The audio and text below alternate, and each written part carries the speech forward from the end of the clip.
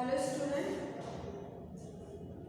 इससे पहले वाली क्लास में हमने आपको first and second point discuss किया था आपके साथ। थर्ड पॉइंट है regulation for foreign sector. Regulation for foreign sector क्या है कि फॉरेन ट्रेड के लिए जो भी हमने पॉलिसी बनाई या जो भी अमेंडमेंट किए उसके लिए जो है वो आपका इम्पोर्टेंस इसमें इंडस्ट्रियल पॉलिसी, ठीक है। जैसे सपोज पहले जो हमारी एग्जिट पॉलिसी थी या एक्सपोर्ट इंपोर्ट पॉलिसी थी, तो उसमें क्या था कि टैरिफ जो है बहुत ज़्यादा हाई होते थे, और उसके अलावा ये है कि जो टैरिफ और जो एक्साइज ड्यूटी ज़्यादा बर्डन है तो लोग कम एक्सपोर्ट इंपोर्ट करते थे। तो इसके लिए क्या है कि अब जो हमारी इंडस्ट्रियल पॉलिसीज़ हैं इनमें अमेंडमेंट बराबर होते रहते हैं। तो ये आफ्टर इंडिपेंडेंस इसमें जो अमेंडमेंट हुए हैं तो उसमें ये है कि जो हमारी पॉलिसी है वो लिबरल होनी चाहिए, ठीक है, और उसके अलावा एग्जिट पॉलिसी लिबरल होनी चाहिए, और उसके अलावा ये कि हम लोग फ्री होके जो है फॉरेन ट्रेड कर सके, ठीक है। नेक्स्ट आपका है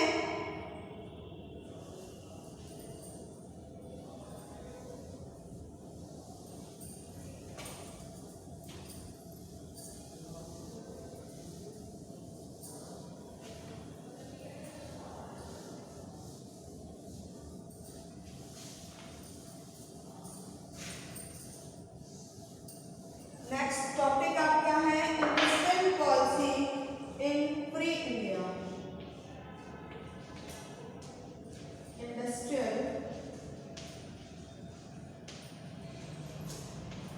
पॉलिसी इन फ्री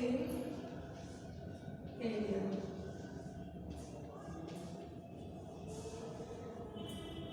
ठीक है।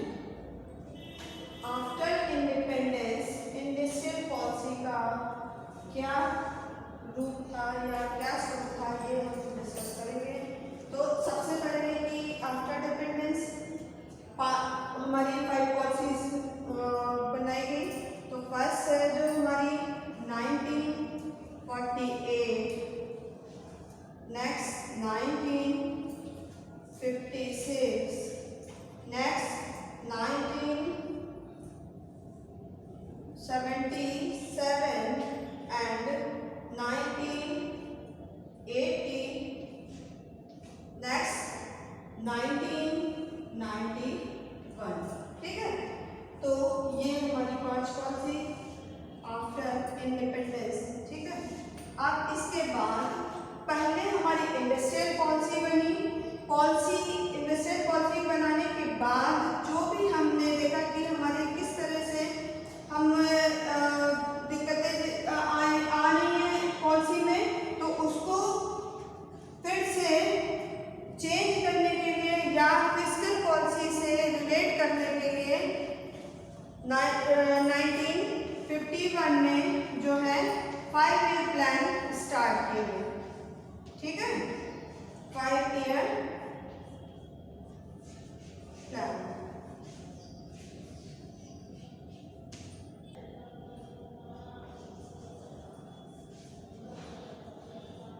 Shyama Prasad Mukherjee,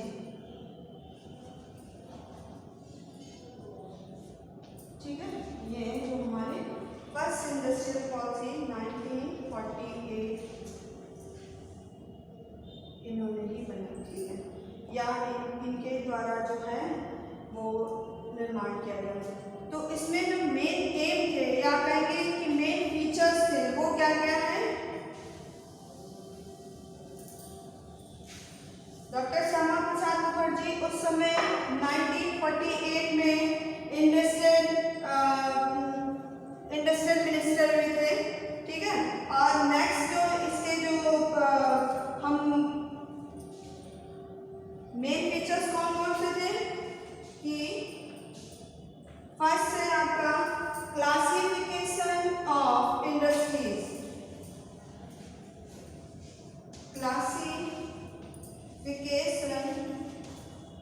of industries.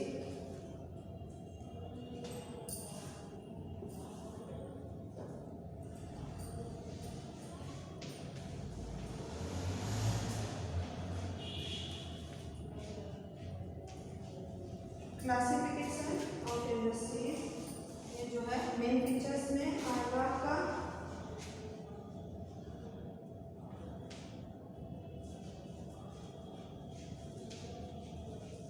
किस तरह से उन्होंने इसका क्लासिफिकेशन किया वो हम देखते हैं।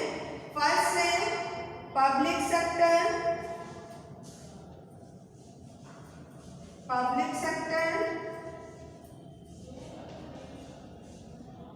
सेकेंड है आपका पब्लिक कम,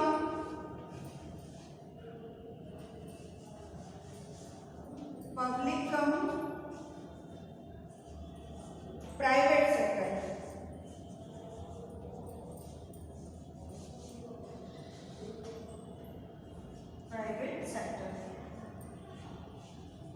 ये तो आप लोगों को पता ही होगा कि हमारी जो है मिक्स इकोनॉमी है। मिक्स इकोनॉमी के लिए क्या है कि पब्लिक सेक्टर और प्राइवेट सेक्टर दोनों का ही इस्टेब्लिशमेंट होना बहुत जरूरी है और उनका दोनों का रोल बहुत जरूरी है।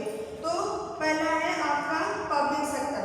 हैवी इंडस्ट्रीज जितनी भी हैं वो आप लोगों ने इससे पहले भी बताया था कि प्राइवेट सेक्टर में हम लोग हैवी इंडस्ट्रीज को नहीं कर सकते हैं, क्योंकि उसमें जो है प्राइवेट जितने भी एक इंडिविजुअल है वो इतनी रिस्क नहीं ले सकता और इतना इन्वेस्टमेंट नहीं कर सकता है ना। इसकी वजह से पब्लिक सेक्टर का होना बहुत जरूरी है। पब्लिक सेक्टर में क्या है कि पब्लिक सेक्टर पूरी तरह से गवर्नमेंट के अंडर कस्टडी में होते हैं और पब्लिक कम प्राइवेट सेक्टर मीन्स कि पब्लिक भी है और प्राइवेट भी है। इसमें क्या है कि जो पब्लिक सेक्टर जो है उसका ज़्यादा रोल रहता है और प्राइवेट सेक्टर जो है उसका कम रोल रहता है। तो ये इस तरह की जो है सेक्टर बोले जाते हैं पब्लिक और प्राइवेट सेक्टर। नेक्स्ट है आपका थर्ड कोऑपरेटिव सेक्टर।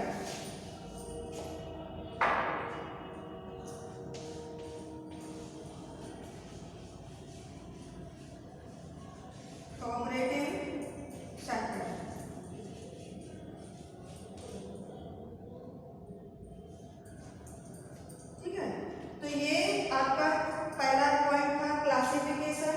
इसमें 3 तरह के क्लासिफिकेशन हुए आपके। पहला था पब्लिक सेक्टर, सेकंड है आपका पब्लिक कम प्राइवेट सेक्टर और थर्ड है कोऑपरेटिव सेक्टर। कोऑपरेटिव सेक्टर किस तरह के सेक्टर होते हैं, जो कि हम एक ग्रुप में करते हैं। कई एक लोग जो उसमें कहेंगे कि कई लोगों की पूंजी लगी होती है और कई लोग उसमें जो मतलब एक से ज़्यादा ही लोग। पब्लिक सेक्टर मीन्स आपका जो कि government sector. Private sector individual भी हो सकता है, उसमें 2 भी पार्टनर हो सकते हैं। लेकिन कोऑपरेटिव सेक्टर में जो है एक ग्रुप होता है, तो ग्रुप में आप जो भी सेक्टर डालेंगे उसको हम कोऑपरेटिव सेक्टर कहेंगे। ठीक है, नेक्स्ट है आपका सेकेंड पॉइंट। इसमें क्लासिफिकेशन में 1 2 3 इस तरह से लिख लीजिएगा 1 2 3 और अब इसके बाद सेकंड है आपका क्लासिफिकेशन में सेकंड पॉइंट है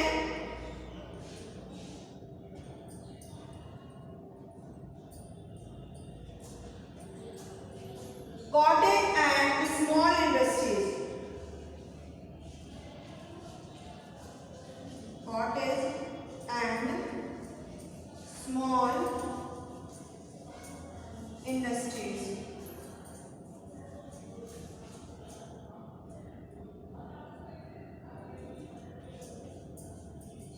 ठीक है, इंडस्ट्रीज। नेक्स्ट है आपका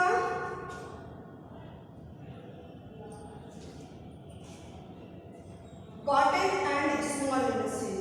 कॉटेज इंडस्ट्रीज और स्मॉल इंडस्ट्रीज पे बहुत ज़्यादा फोकस क्यों, क्योंकि हम जो 1948 में जब इस समय हमारी इंडस्ट्रियल ये निर्माण हुई, तो हम लोग इतनी वेल सेटल्ड नहीं थे, या कहेंगे कि पूरी तरह स्टैब्लिश नहीं थे कि हम इतनी पूंजी लगा सकते हैं, या कहेंगे कि गवर्नमेंट जो है वो हमारी इस वेल सेटल्ड नहीं थी, इतनी पूंजी लगा सकती। तो हैवी इंडस्ट्रीज एक ही दो उन्होंने फॉर्म कर पाई थी। और सेकेंड जो है, जो हमारा इसका पॉइंट है वो कॉटेज एंड स्मॉल इंडस्ट्री की, जो कॉटेज इंडस्ट्री है और इसको हिंदी में कहेंगे लघु और कुटीर उद्योग। तो जो छोटे छोटे लघु उद्योग और कुटीर उद्योग थे उन पे ज़्यादा फोकस, क्यों? क्योंकि इनसे ही जो हमारी इंडस्ट्री फॉर्म होंगी और इसी से जितना भी हमारा पूंजी निर्माण होगा उससे हम फिर हैवी इंडस्ट्रीज के लिए बाद में प्रिपरेशन कर सकते हैं। ठीक है, नेक्स्ट पॉइंट आपका चेंज इन टैरिफ पॉलिसी। हमने आपको पहले भी बताया था कि जो हमारी टैरिफ पॉलिसी थी या एक्सपोर्ट इंपोर्ट पॉलिसी थी वो बहुत ज़्यादा कहेंगे टाइट थी, या कहेंगे बहुत ज़्यादा उस पर बर्डन था कि आपको किन किन चीज़ों का एक्सपोर्ट करना, किन किन चीज़ों का नहीं करना, और उस पर जो है हैवी ड्यूटी लगा देते थे। हैवी ड्यूटी मीन्स जो हमारा टैक्स का स्लैब है वो बहुत ज़्यादा ऊपर कर देते थे, तो वो इन सब चीज़ों में भी चेंजेस हुए। नेक्स्ट है प्लानिंग कमीशन। जैसे हमने आपको बताया कि इंडस्ट्रियल पॉलिसी के लिए उन्होंने क्या इकोनॉमिक डेवलपमेंट के लिए कहेंगे कि प्लानिंग कमीशन भी स्टार्ट किया। अभी हमने आपको बताया था प्लानिंग कमीशन कब से स्टार्ट हुआ, या planning commission means 5 year plan 1951 से स्टार्ट हुआ, लेकिन इसका प्रोसीजर जो था वो 1949 से ही स्टार्ट कर दिया गया था। क्यों? क्योंकि न्यू इंडस्ट्रियल पॉलिसी जो हमारी फर्स्ट पॉलिसी बनी थी वो हमारी कब बनी थी? 1948 में। ठीक है, 1948 में फर्स्ट जो हमारी इंडस्ट्रियल पॉलिसी थी वो बनी थी, इंडस्ट्रियल पॉलिसी। ठीक है, अब इसके बाद हम लोग नेक्स्ट क्लास में इसके दूसरे फीचर्स पढ़ेंगे और क्या क्या इसमें है। 9 फीचर्स नहीं, 1948 की पॉलिसी हमने पढ़ ली। इसके बाद हमारी 1956 की